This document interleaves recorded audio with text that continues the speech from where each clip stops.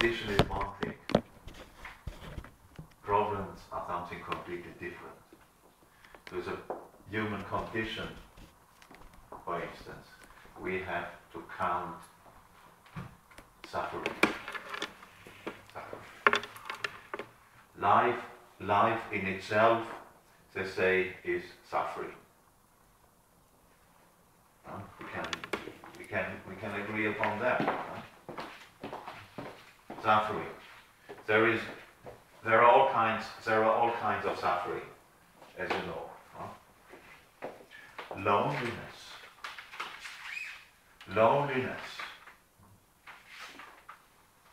Loneliness is causing suffering. Loneliness is not the problem. You can't avoid it. Every one of us is more or less lonely. Even if one is together with someone else, one is always lonely. One always lives sort of in one's own world, as they say. And living in one's own world, even if one lives with someone else or is closely related to someone else, that seems to be inescapable. They suspect nowadays that we do indeed live in different worlds, literally speaking, according to quantum physics. I don't want to go into that, but it's very much possible. So, such a thing as loneliness is inescapable. We cannot solve it. We can have a dog, like Mariola. You have also a dog. I always saw Mariola has a dog. You know Mariola's dog. So a dog is supposed to be a companion. When you're lonely, you have a dog. But I don't know. I don't have a dog, and I don't know if it really solves the problem. On the first floor. I have turtles. There is an old gentleman outside. Really? Yes, he looks like George Clooney.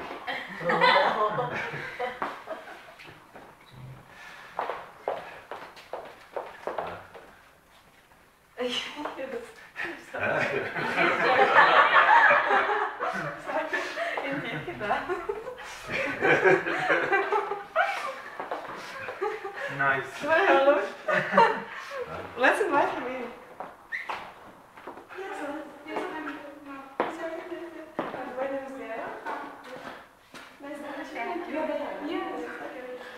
This is Schlyter. Hello man. So. This gentleman downstairs is your father? Yeah. Oh, if you want, you can invite him in. No, he's leaving. Oh, okay. Okay, so. We just made a comment about your father because he looks like George Clooney. Because when the bell rang, I went like this to the window, and I said, "There is a man downstairs who looks like George Clooney." And Vera went to the window and said, "Yes."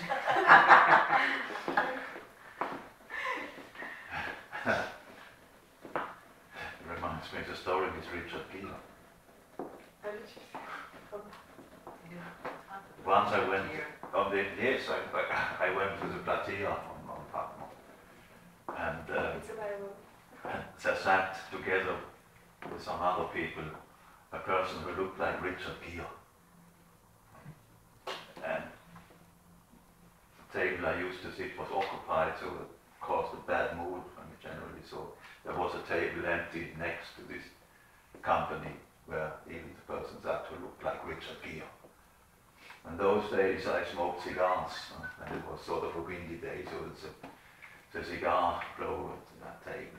And the one who looked like Richard Gere, he said something to me. Obviously he was father. I said, all the time I said to myself, how stupid, pretending to look like Richard Gere. What a stupid idea. That's stupid. Then a friend of mine came and he had quarreled with his wife and he was neurotic generally, so before he sat down at the table he had smoked already 5 cigarettes. So that was too much, but then so the one who looked like Richard Gere was complaining, obviously, and I didn't listen to what he said. I said, I can't stand you, oh my God, look like Richard Gere. So then afterwards they left. And as soon as they had left, Manolis came. The owner of the taverna. The owner of the taverna. And then asked me, have you seen who was sitting next to you today? Have you seen it was Richard Gere?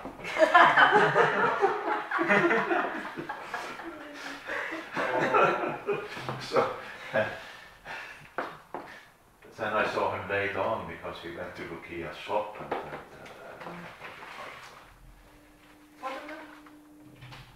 no. Richard Gere. Do I take a photo of someone who looks like Richard Gere? That was a quick check. I thought you had to go home too. Very fast. Very fast. So okay. So when it comes, don't be shy. Well, cut it down. So when it comes to problems, we should never ever forget that there is the human condition, and the human condition is connected to suffering.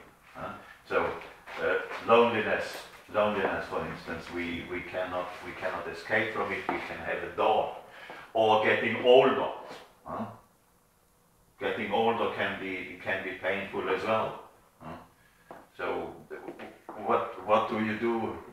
There is nothing you can do about it. You can get anti-aging creams. The aging is big. It's a big industry. So I see women every morning, elderly women with their dogs, and they have tons of anti-aging creams in their face. So it doesn't look like. Well, it looks tragic. Why are and you looking at me when you say that? because I'm okay. No, yes, but you No, look so young. You look exactly. so young. It has occurred to me before. Huh? Yeah, exactly. I'm 29, aren't I? Yeah. Yeah. Exactly. Yeah.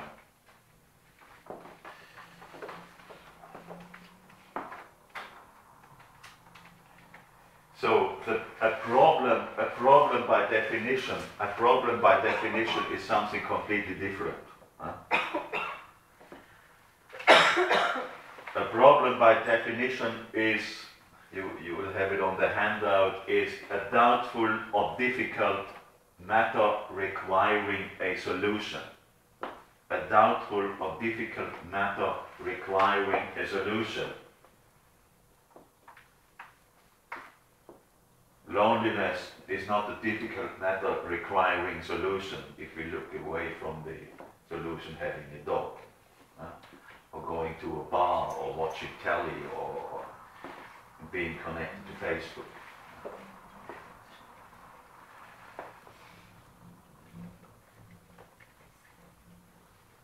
But this is a good definition. So then, how to solve problems, how to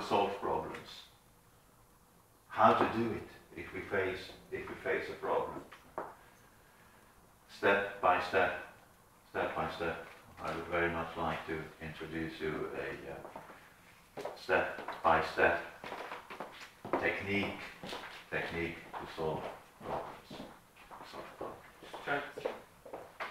Huh? Strategy, yes.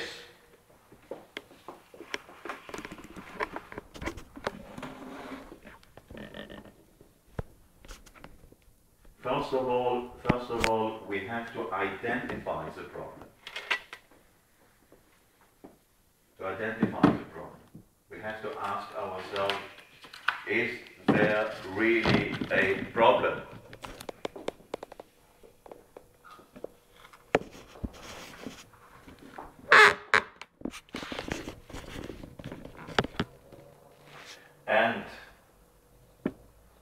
at the same time we ask ourselves, what exactly do we mean when we say that we have a problem?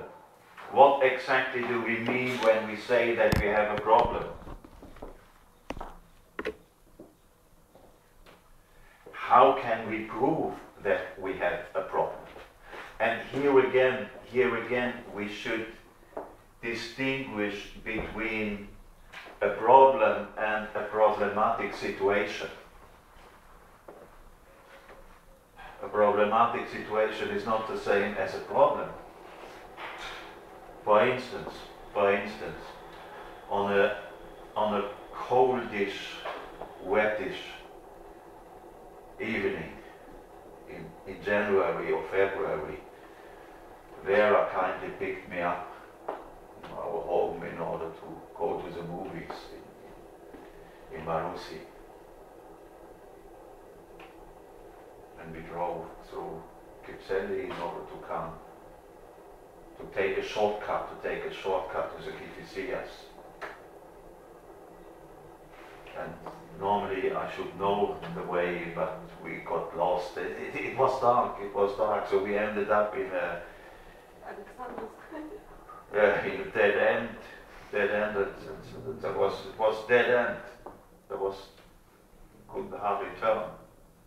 And we didn't know where we were because it was dark and there were no road signs. And there were no road signs in Athens generally. So what to do now? So a man came and said, "Oh, you have to go back, and you have to go to the left and to the right and some this and that. And besides, he said, you have a flat tire. You have a flat tire." So we went out to see. Yeah, really, there is a flat tire. So where exactly was the problem? You know what her problem was? Coming too late to the movies. Yeah. Because I didn't want to be late.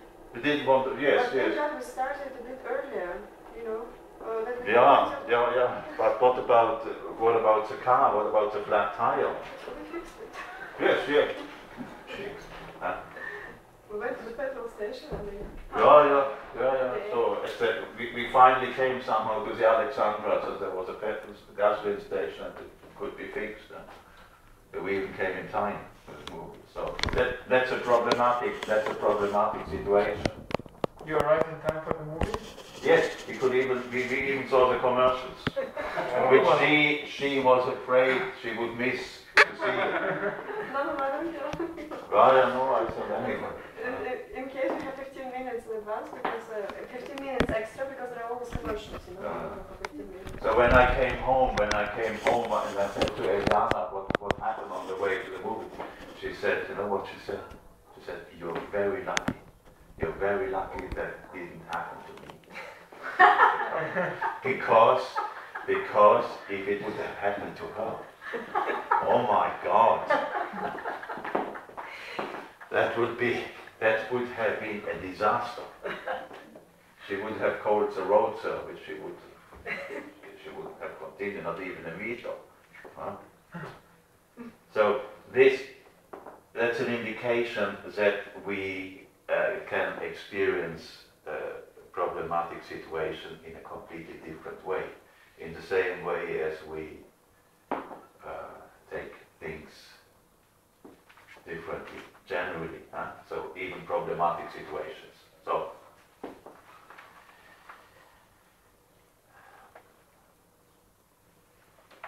So the next step is to, if there is a problem, I'll come to a real problem and I'll tell you how to deal with it. But before that, find out if there really is a problem. If it is not just a problematic situation, because the situation can be solved immediately. It's not anything which requires a lot of thinking. Yes. We shall ask the question: will it affect me in future? Yes, that comes later on.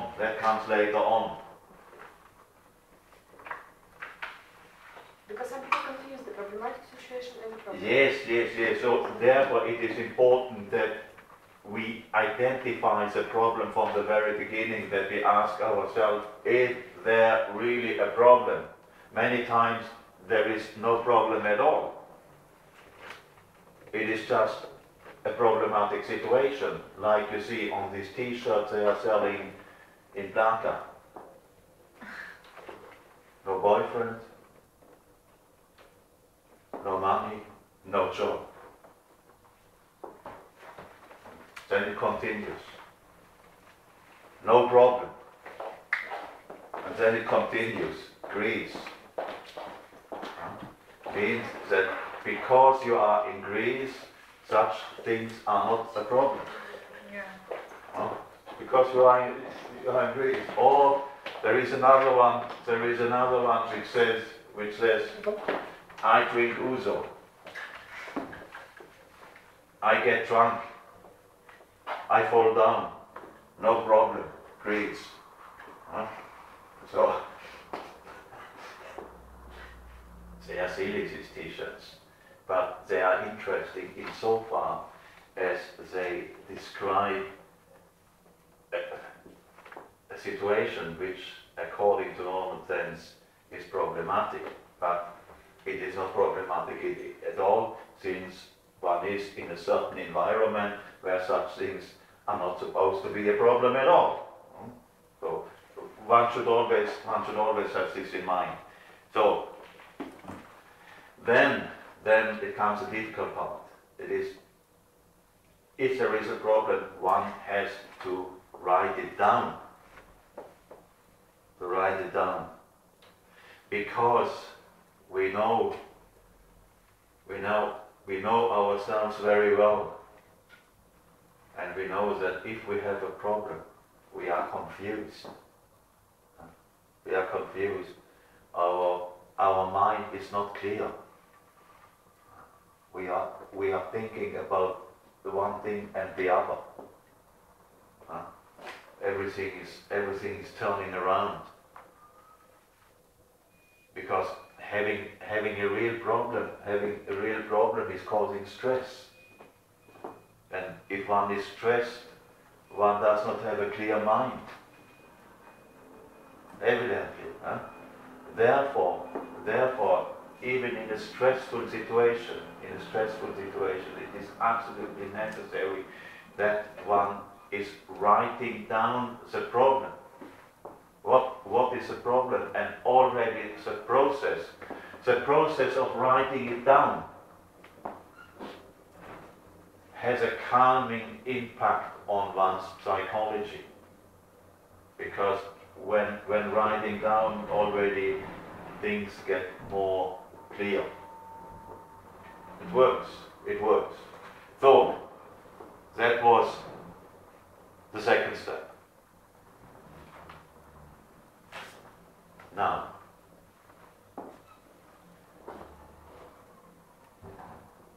third step.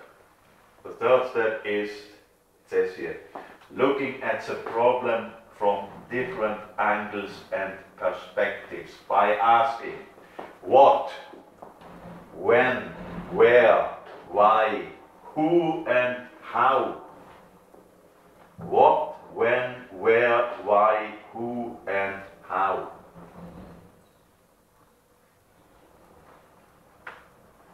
What is the first? So, what exactly is the problem? What exactly is the problem? So,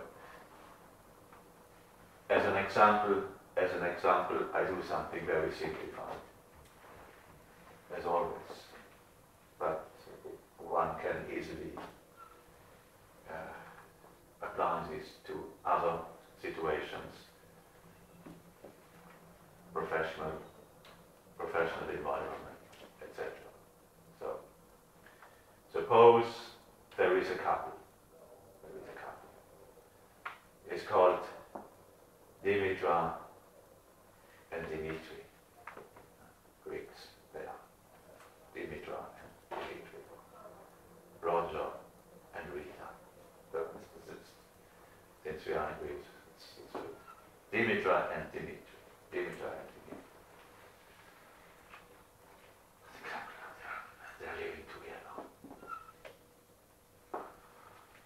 And Dimitra understands that Dimitri doesn't love her anymore. And I told you I do it simplified. Huh? She realizes this is causing unpleasant feelings. It's something unpleasant generally.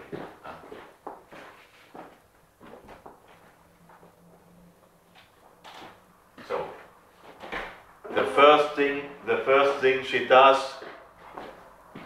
Oh, you can use that one. That one, or that one. The concept is the same. It doesn't matter. Just different science, they don't make a big difference. Isn't it the case?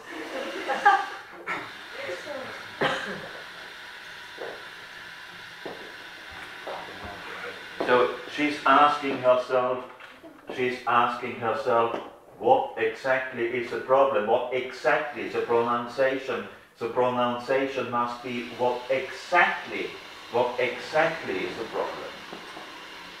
Because that Dimitri doesn't love her anymore might not be exactly the problem. Because the problem can be a different one. She might be pregnant.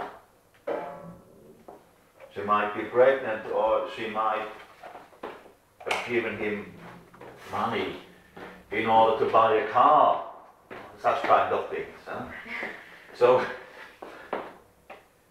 the problem might not be her feelings. And therefore, as a second step, writing it down, and the third by asking what exactly is the problem is so highly important. Huh? So then, when we have to ask ourselves, when did this problem occur? When? Yes, that's since a half a year ago.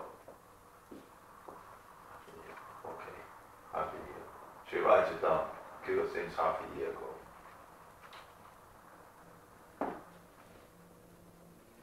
Then, where did this problem occur? Where did this problem occur? Again, I do it very simplified. It comes to her mind where this problem first time occurred. This was when she was together with Dimitri at a party. Stereotype. Where? And now comes an interesting question. Why? Dimitra is asking herself, why is this a problem for me? Why is this a problem for me? So again, asking why implies that one sees it from a different angle. Why is this a problem for me? We suppose that in case she's pregnant, then that could be even a solution. It could be she's rid of him. Can find someone else. In case she has given him for a car, that's different. She might not see the money for the car anymore. And so, but why?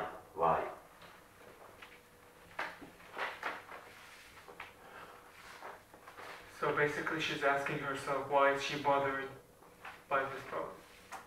Why is she bothered from this? Yeah, well, that's why is this a problem? Why is this a problem for her right now? That the loss of love might not be the problem. Might be just the surface. There is something completely under the surface which is causing real problem. Let's say a possible loss of money, or the possibility that a child grows up without a father, and so on and so on. Huh? So, but then she asks, why is that? Why is that a problem? So then, consequently, Dimitra is asking who is involved in this problem? Who is involved in this problem? Huh? So for the time being, it's only her and Dimitri. But if she goes back to the question, where did this problem occur for the first time? And she recalls a party. Yes, there was someone at the party. Mariola might have been at the party. You know what I mean.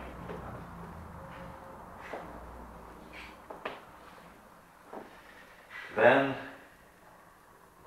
how? The question how is this problem influencing other areas of my life? How is this problem influencing other areas of my life? Does this problem influence my professional life? Am I able to perform my duties? Or am I so knocked out that I can't go to work? All this is highly important. Huh?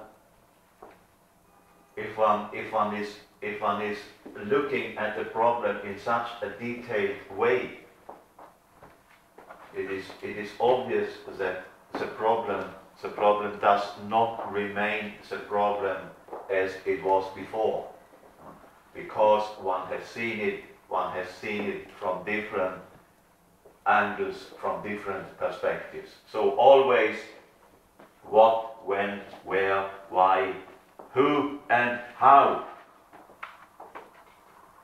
So now step number 4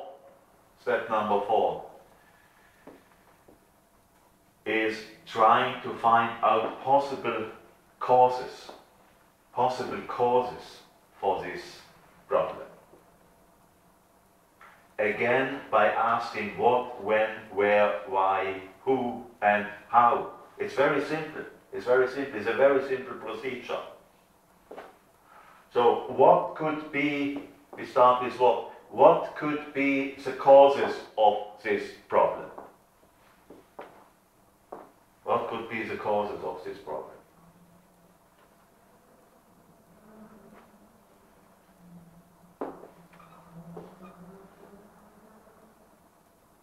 That Dimitra, let's say, Dimitra... Cheating on her or something. Yeah? He's cheating on her. But why? That's... He's a bastard, huh? What? Huh? He's a bastard? I don't know. There are reasons like gazillion reasons. Because he doesn't love her, they don't be together. Wait. Like after all those years of marriage, he realizes she's not the same person that she was when they got married.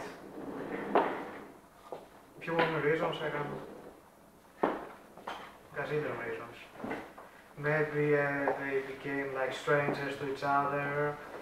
Life the same actually. The reality, the everyday life, it's bad for love. It happens. Maybe they didn't know well each other. They get married like in a haste. It happens to young couples. Then when they get older, they realize they don't fit anymore, and Oh yes, there are there are cases. gazillion reasons. There are Unfortunately. cases where women have got married with the age of 17. Yes. And then Okay, I would say it's money and love, one of the two. Like something wrong with the people, the characters, or it's a money problem. or both, huh? both. I But want to focus on two main reasons to make it simple. But let's say, in order to do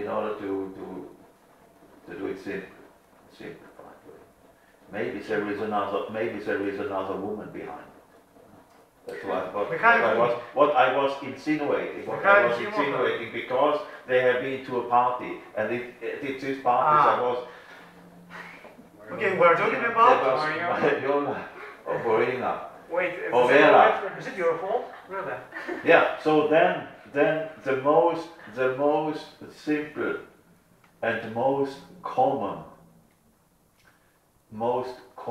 way to ask what is by pointing out an external source. That's the most common thing. Every woman is suspecting that when the woman realizes that the man doesn't like it anymore, there must be another woman behind. There must be another woman behind, and then it goes on of checking the emails and checking the SMS and so on and so on. We know all that. So this is looking for an external source. Or Is this a stereotype or? yes, of course it is a stereotype. Or look at the situation in Greece. Greece is heavily indebted, as we say. So no one says it is our fault because we spent more money than we had. Yeah. And now they don't want to give us any more money because they want their money back. This is not the issue. The issue is that someone else, the Germans are behind it. It's everywhere. So that's a very common human. That's human, all too human to say. It's a very common human response. One is looking for an external source. To blame. To blame, yes. Like Dimitra does, that she is suspecting that Going to extremes. Mariola has something to do with it. You know, Hypothetically. Which part was it? It's an example. Ah, okay. I don't mean it. I realize that, of course. Yeah, okay.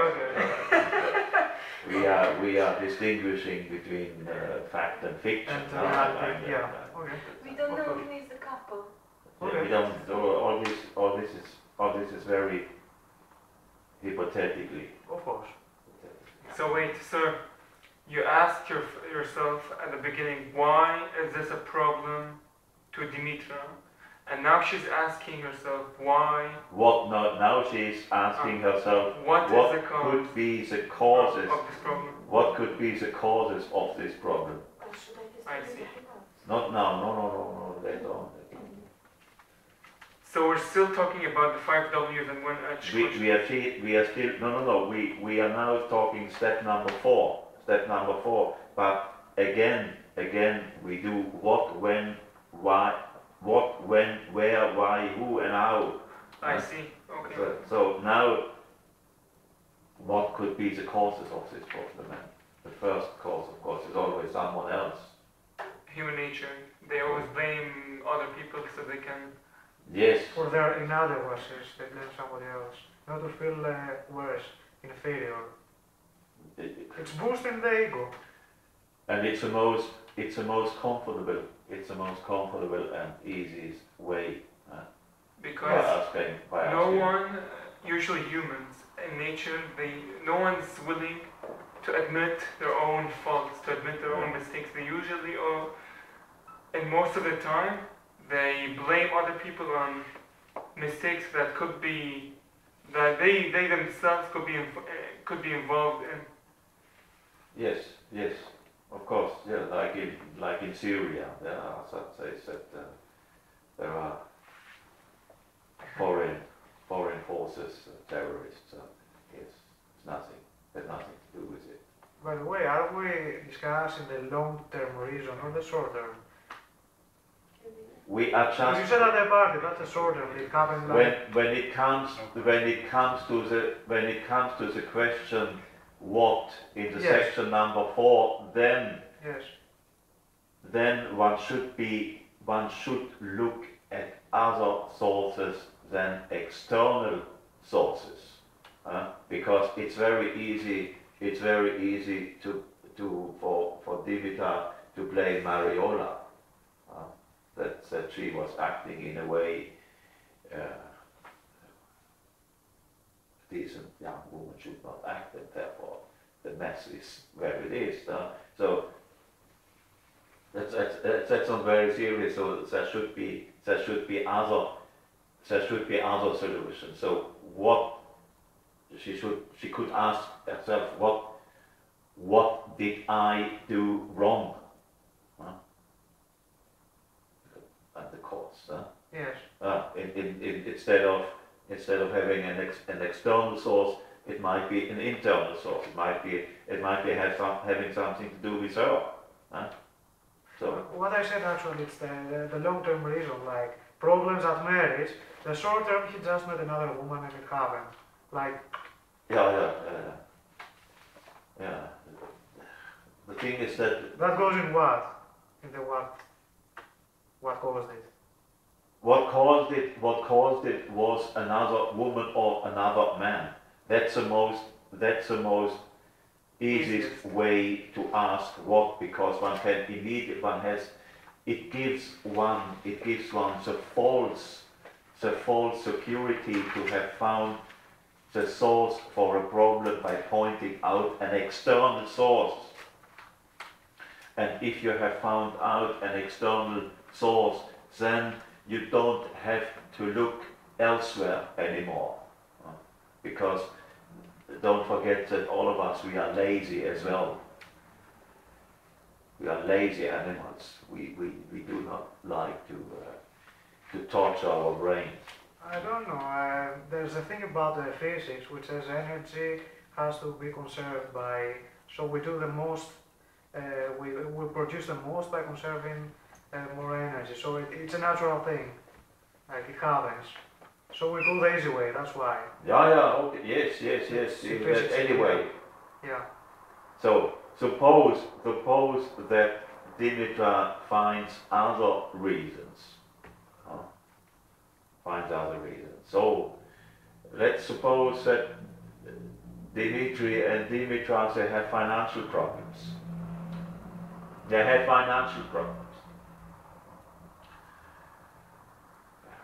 Many people that they have nowadays. They might have debts to the bank. They cannot pay off a car or a house or whatsoever.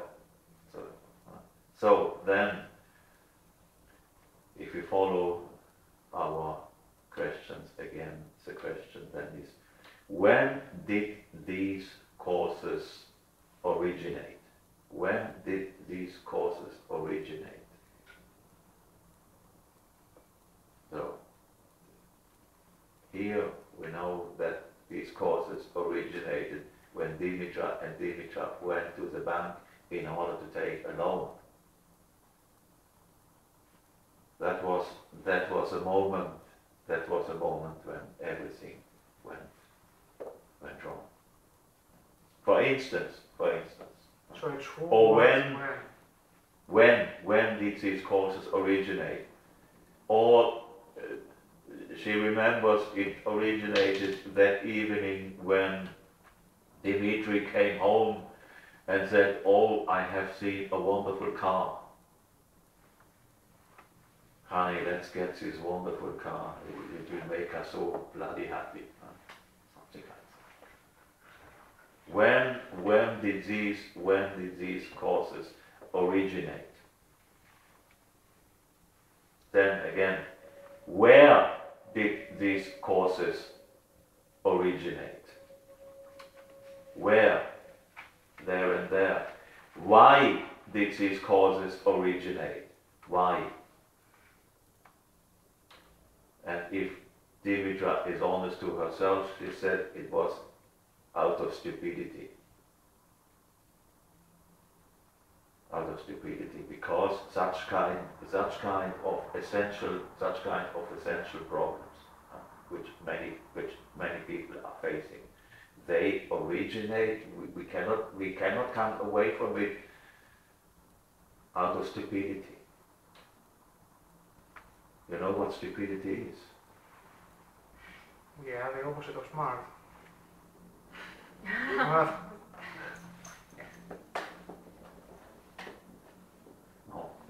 How can you define stupidity? it has no limits. I think it's ignorance of the knowledge. It's a not logical person as well. He is not logical.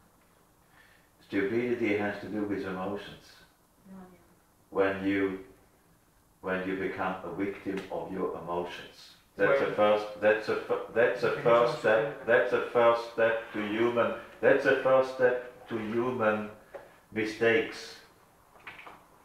And stupidity as such is when you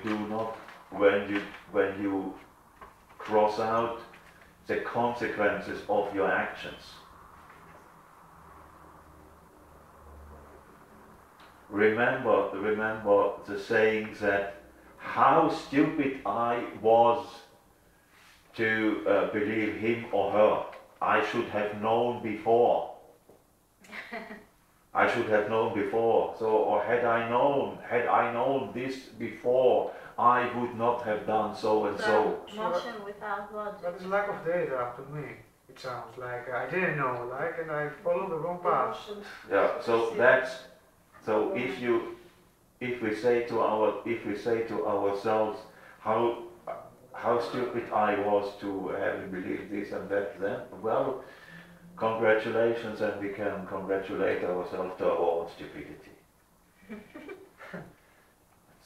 Unfortunately, that's the case. Huh? Mm. So every couple who gets divorced, let's say, each of them are telling them how stupid I was. Huh? But again, if one would follow this procedure, then one would be forced to ask, what caused my stupidity? What caused my stupidity? And the answer to the question, what caused my stupidity, is simply I was a victim of my emotions. So, and here one could come back to the wisdom of the ancient Greeks, who never got tired to tell ourselves, don't trust your emotions, or emotions must be guided by reason. Emotions which are not guided by reason are, according to Aristotle, the biggest crime one can commit. And that's exactly what happened to many people. And of course, one cannot blame them. For me, it is almost sad, tragic, to realize that people get prepared for a professional life. What you guys are learning at school, university, etc., is for a professional life. You learn a profession. Let's say someone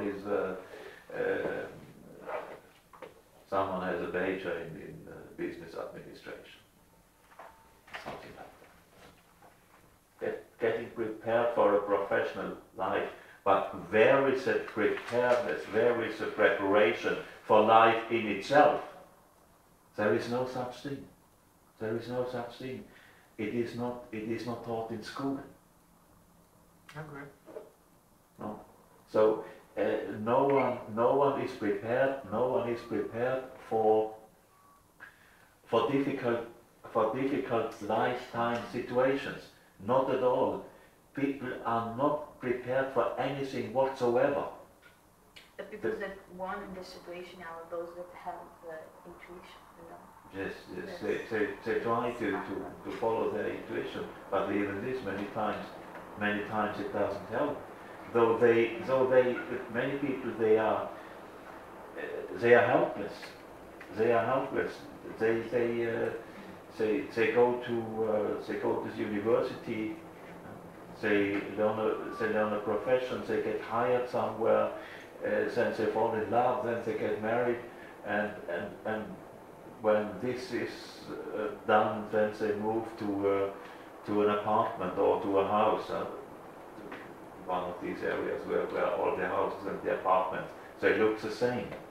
And in all these apartments, in all these houses, there are absolutely the same problems. It's everywhere the same. Right? So such a life, of course, it goes without saying, cannot last because there are too many things which are wrong from the very beginning. Doesn't go. Therefore, then, in order to compensate for things which do not go together, people have to consume. They have to consume more and more, and they have to take more loans, and so on and so on. So it's dead end. It's dead end. And all this is due to the fact, as I understand it, that there is no proper education in school. I did not have such kind of education, but I remember the faces of old people who were telling me when I was a kid. They told me, watch it. Life is not funny at all. Life is not nice at all. And because in the old days people had a more clear understanding of what life is. Nowadays we don't understand it anymore. That's not least because we have all the media around us. Huh? We have only happy people around us. Huh? Look at the commercials for bio product or light.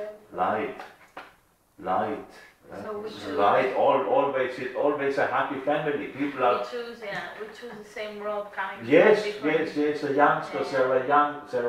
Our Noel Yeah. is growing up. He's growing up with a bombardment of visuals where he sees nothing but happy people.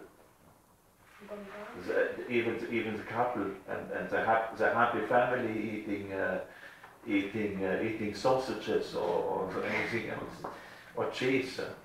Happiness whatsoever. Is that right? So, huh? Is that bad? It's fake. It is So we are being misguided in this new Of generation. course, we are not only misguided, we are brainwashed. So you're saying that now we are living in an age of awesome deception or something like that? Because they're putting you the deception that this is the happy life, but in reality we don't even understand what a happy life even is. Of course, and this is very dangerous and can cause a lot of unpleasant, mildly expressed unpleasant situations. We hear all the time from youngsters. They go dressed in black. Not like you. I don't look at you. Not sure. Yeah. They go dressed in black, heavily armed to their schools or Like somewhere else. What is like that? Not yet. What is Not it? yet. Not yet. Happens everywhere. Happens in the United States. Happens in Germany, Really? in Finland, in Norway, in France. It happens everywhere. Why is that? So in the media, you learn that this is so-called someone has been running amok, but it is not. Has nothing to do with amok running. These are simply terrorist attacks. So there is something within the system which triggers these terrorist attacks, and they are absolutely. It's everywhere the same. It's even in the Arab world the same. The youngster who goes with an explosive belt to the market, or the one who shoots, people with a semi-automatic Bushmaster. There is absolutely no difference. It's the same. It's the same. It is a disappointment. It is the real reason for this is a disappointment that the world is not the way it's supposed to be. Because if you are grown up with all these happy people in the media, if you see nothing but happiness, if you are with people who permanently smile, when you go in a shop you smile, the flight attendant is smiling, everyone is smiling, then finally you believe that must be the case. So, and then when an individual later on is realizing that this is not the case at all, then there is disappointment. And again, when there is such a strong disappointment, whose fault is it? Whose fault is it? It's someone else. The others can go to hell. So,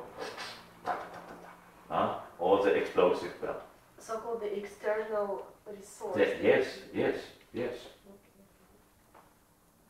I'm sorry, I'm just making. No. But this. So, and then why did these causes originate? Who could have triggered this problem? The system. Yeah. But then here in step 4, again you will have it on your handout.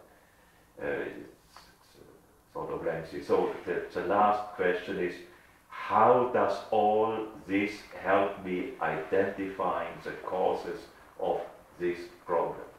How is always the last question.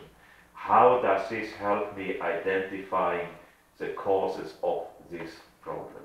So my questions might be in vain.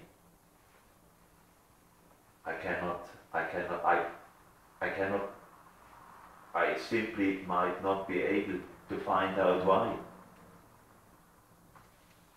If I'm not capable by this procedure to understand my problem, then I have failed. Then I must ask someone else.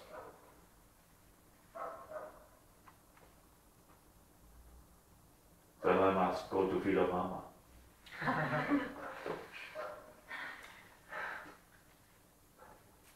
You know that here in this building there are women having real problems because their problem is to get pregnant. But they cannot. And luckily there is an angel. This building is Luckily there is an angel in this building, a doctor who is capable of making it. So this building is answer of the question how high. Dr. Schlyter. No. I'm a doctor. I'm not. But even then, the doctor says, I mean the medical doctor, not the one who deals with medicine. But even then, they say when they fail, because it's not entirely up to them. It's also up to the nature. They say that the doctors cannot be gods. Okay, it's possible to help the process, but sometimes it doesn't succeed. So it's not that everything is in someone's hands. But the different, I think that they you can use of course the professionalism, the laboratory, the recent innovations, the technique, and so on and so on. But still, doesn't lead to 100% success because there are no guarantees. This is the point. You judge overall the success of a doctor. You judge overall how many patients in a certain age category got pregnant. But then we are so different, so it's difficult to apply the same idea to everyone, because each of us is extremely difficult. It's so different and difficult at the same time. So It's sometimes a double bind situation, because the woman wants desperately to get pregnant, but there is only one solution, which is a foreign egg cell. So the woman doesn't want a foreign egg cell. So what now? Huh? The donors. The donors, yes. Yeah. No, it's called foreign egg cell. Yes. No, that's what it is called. So one or the other way, it's wrong. So having gone through the what, when, where, why, who, and how, we come to step number 5, and this step is called reframing the problem. Reframing the problem. And that's a very refreshing step to do. For instance, you ask yourself, how could I look back at this problem in a year from now on? Because when you have a problem, you have it right now. But how could you look back at this problem from a year on, from now on, or 2 years from now on? Huh? Or you could ask, how might other people perceive this problem? You might have heard this response. Huh? You are telling someone about your problem, and the other say, you call this a problem? You call this really a problem? But it's not a problem for me. Wouldn't be a problem for no one, I know. So again, I think that's very important, to try to put our mind in the mind of others, and trying to see ourselves from a completely different angle, trying to see ourselves outside in.